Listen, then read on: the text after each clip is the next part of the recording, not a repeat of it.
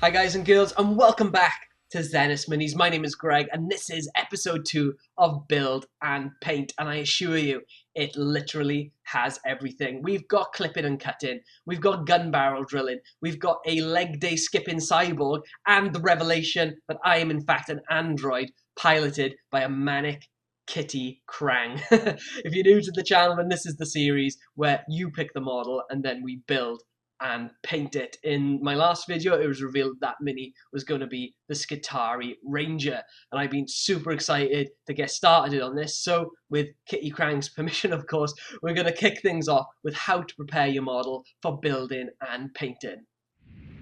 Hi guys, and welcome back, and here we've got the Skitari Ranger's instructions and sprues ready to go. So the first thing we're going to do is identify the model in the instructions that we're going to be building, and that is the plasma caliber. So this is best practice, especially for you guys who are just starting, to use the instructions to give you a little bit of a guide on how to build your model. Even for somebody who's quite tenured, there's a lot of components in here, so it's always good just to know where you're at with the instructions first. So what I've done in Blue Peter Magic style is identified and prepared something a little bit earlier so we can get straight into it.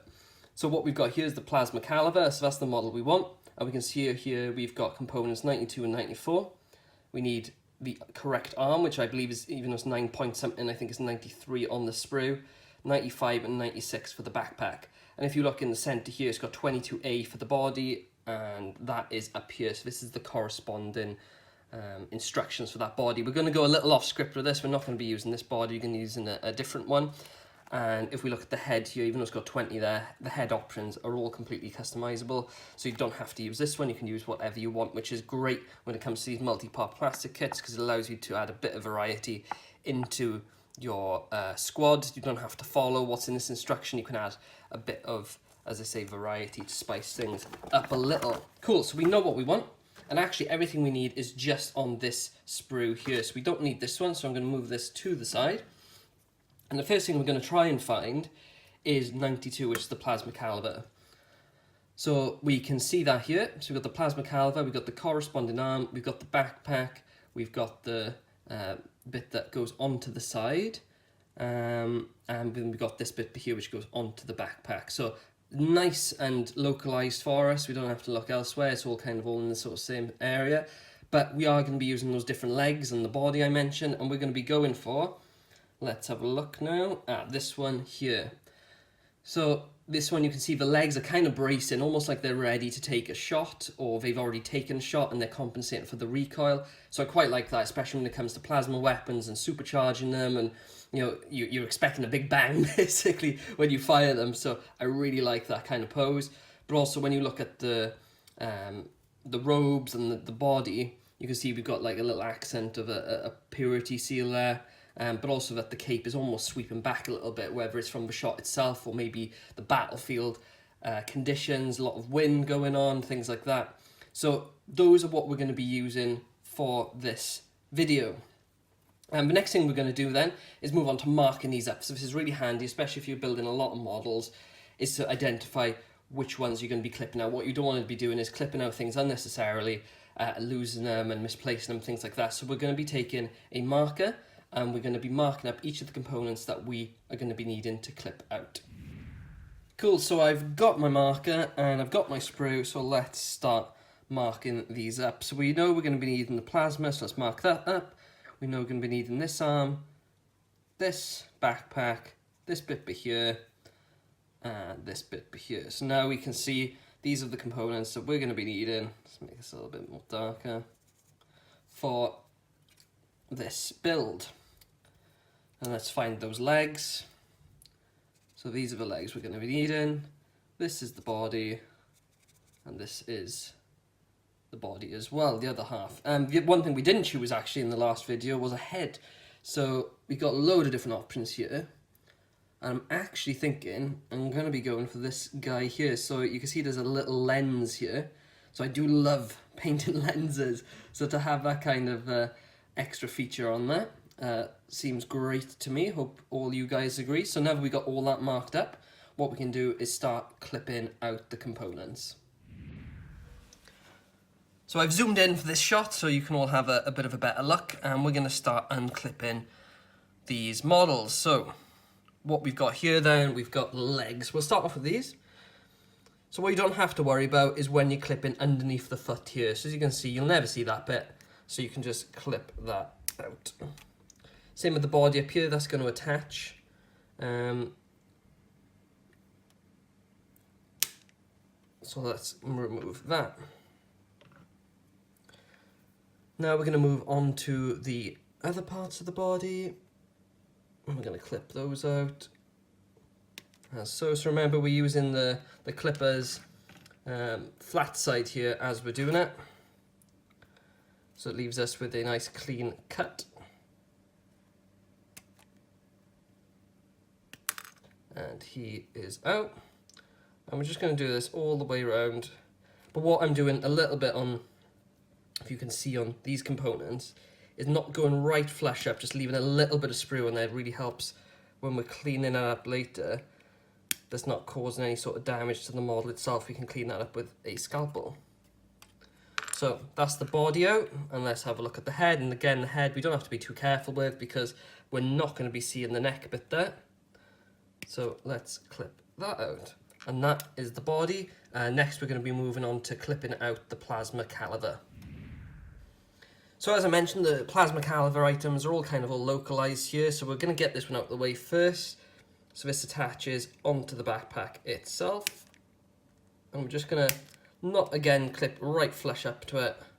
Just going to leave a little bit of clearance if you can. And that is out. And then we're going to do the other bits as well. So this is the tiny bits. You've got to be careful with these very small components so we don't lose them. And that's really helpful having a cutting mat like this, especially with the red sprues as well. It does help stand out. I've lost loads of bits before, especially like the death watch, webbing, stuff like that, and purity seals go missing really easily. So for small components, you just want to make sure that you know where they are. And there we go. And the backpack is out, and that was just the arm. And again, similar with some of the other components, because these attach to the gun and to the shoulder. Shouldn't have to worry too much about clipping right up close. And the last thing here is the plasma caliver. So I'll leave a little bit of clearance there on the... the reason I'm clipping down the bottom here is to actually get in here really tightly. You have to come in at a bit of an awkward angle, or that may end up damaging like the part of the gun there. So you can just clip it off a little bit further down, and then once it's out, you can tidy that up as well. So again, we want to not get right up close to this point here. We've got this bit of, not too sure what that is, but a bit of a tube coming out, but there. So we don't want to damage that by clipping this. We're going to leave a little bit of clearance, and again, we're going to clear that up. And I might have to do the same on this bit here, just because, there we go, that's out. So what we can do then is see if we can go back and start clipping things just a little bit closer. There we go. And on this one here, we can get in there. No. As you can see that, done. So you can see there's bits of sprue still attached, like to the hilt and to the shoulder, and that's fine because we can clean that up with the scalpel. So now that all the bits are out, we're going to pull them all together and we're going to start cleaning them up. So now that we've got all our components unclipped, we're going to go and attack them with a scalpel.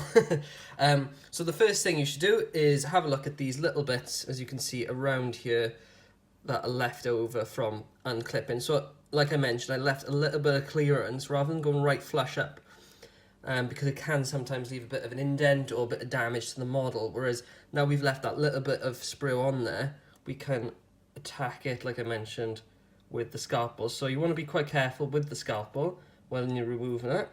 You don't want to cut yourself, but if you just gradually scrape away, and you can see it leaves a flush finish with no damage. If you have clipped quite close, as I say, it leaves a bit of a hole, which you then have to later fill with green stuff. So similar to this side here now, we want to get right in there It's a little tough sometimes, but you don't want to force it too much because again, you can still damage the model with the scalpel. So we want to keep it quite precise and just gradually scrape that away. And what you can do then is use the edge just to smooth it out like this, and it leaves a nice smooth finish there. With bits like the arm joint here, don't have to worry too much because you may not end up seeing it, but you still want to get that out because otherwise the arm's not going to fit in there correctly.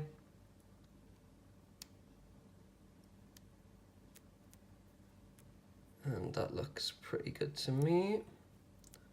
What you can use as well is the brush here, rather than like using your fingers or trying to scrape it away. This will get into all the kind of nooks and crannies and get it all out. Really helps more with the mold line removal rather than this part, but it can still help get those little bits of sprue out if it's building up.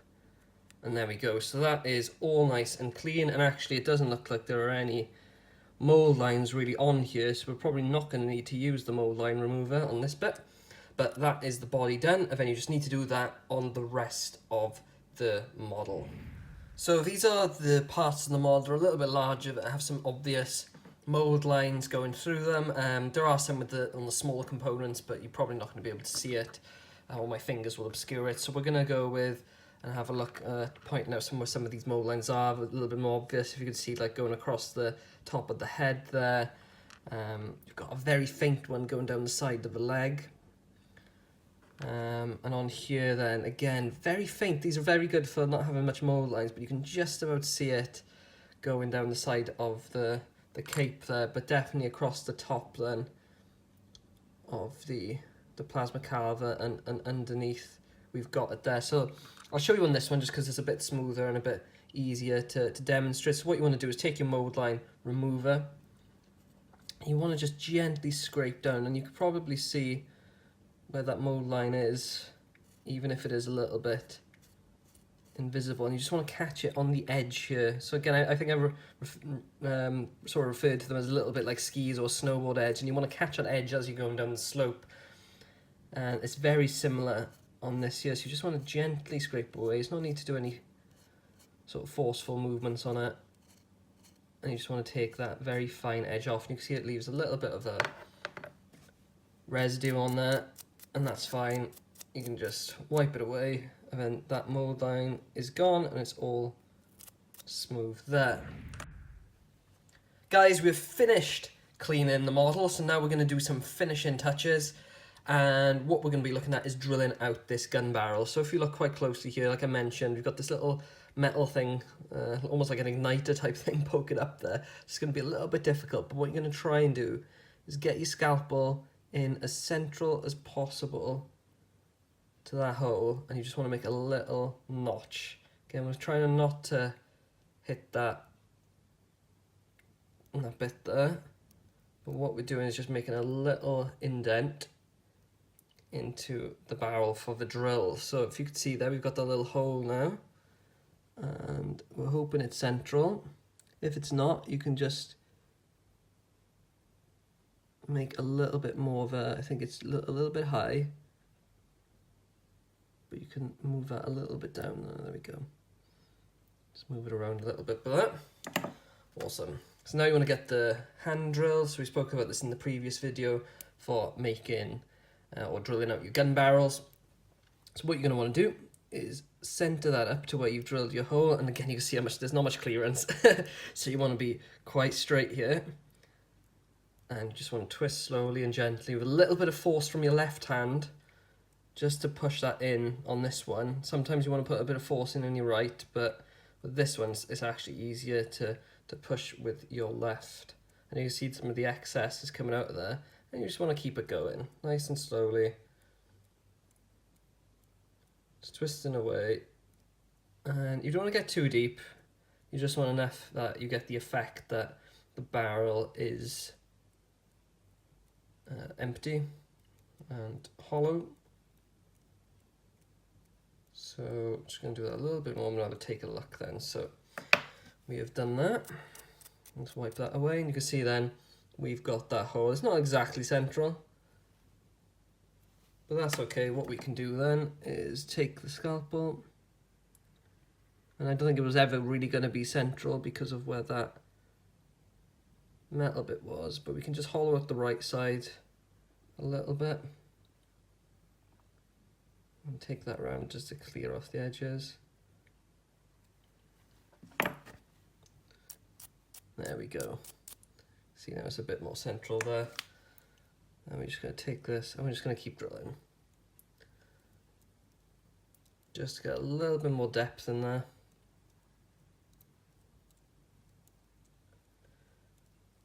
And I think this does make all the difference with your models. Just like I said, with removing the mold lines, really helps with that. You know, we spend a lot of time in that paint job, getting these gun barrels drilled out.